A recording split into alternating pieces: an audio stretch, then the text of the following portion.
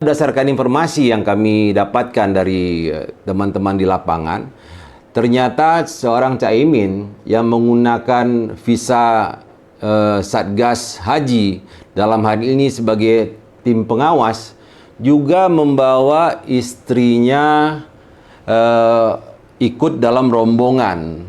Nah, jadi tahun ini berdasarkan informasi yang kami peroleh dari sumber yang terpercaya, tahun ini ada 84 anggota tim pengawas dari DPR.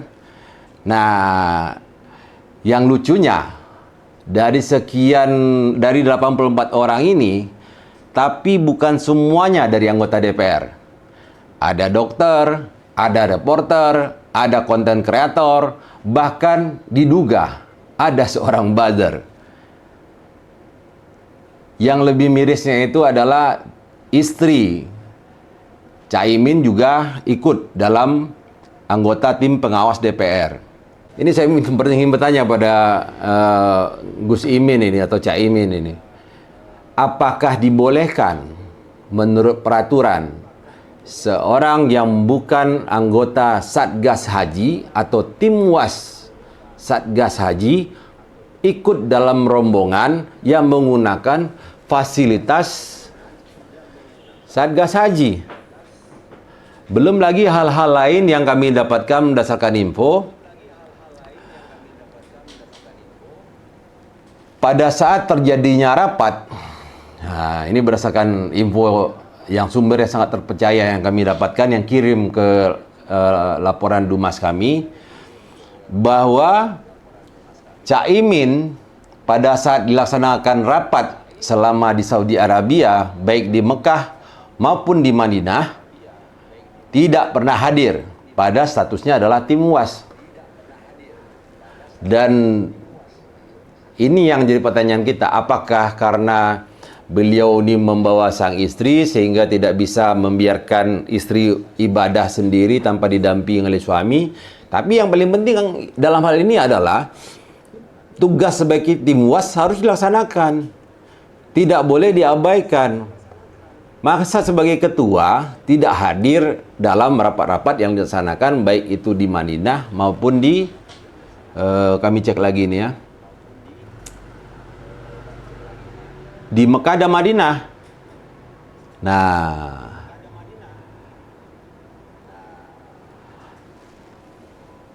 seandainya istrinya Caimin ini adalah anggota DPR, mungkin ini bagi kami di DPNCW bukan hal yang besar, karena bisa aja dari berbagai fraksi atau berbagai anggota dewan bisa menggunakan fasilitas haji. Tapi ini istri yang bukan dibiaya sendiri menggunakan fasilitas Satgas, dan visanya pun visa Satgas Haji kami duga ini ya. Ini kami dapatkan juga visa-visanya, bahwa visanya ini adalah visa Satgas Haji. Nah, ini pertanyaan saya. Apa yang dilakukan pansus DPR saat sekarang ini bukannya menepuk air di dulang terpecik muka sendiri. Kalau mau bikin pansus, para anggota dewan, masih banyak yang bisa dipansuskan. Korupsi timah TBK, kemudian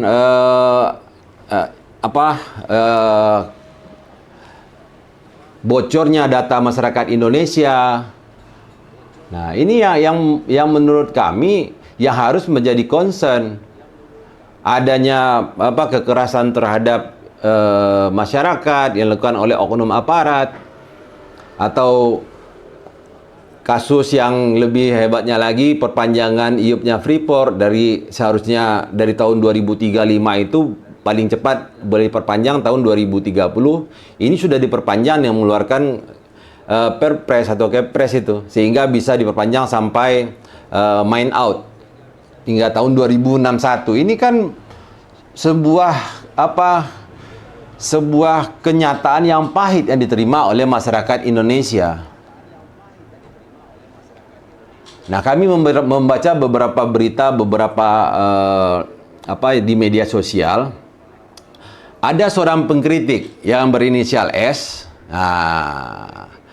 yang mengatakan bahwa para petugas haji ini jalan-jalan dan hanya belanja-belanja saja.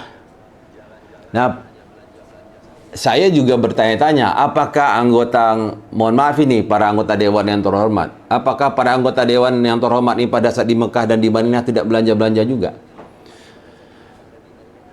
Kenapa sebuah kegiatan, sebuah tugas yang begitu mulia yang dilakukan oleh para satgas haji, para petugas haji ini, itu ditampilkan begitu saja, seolah-olah apa yang dilaksanakan oleh kawan-kawan di sana itu tidak sesuai dengan keinginan, bukan kebutuhan dari kawan-kawan di tim pengawas haji DPR.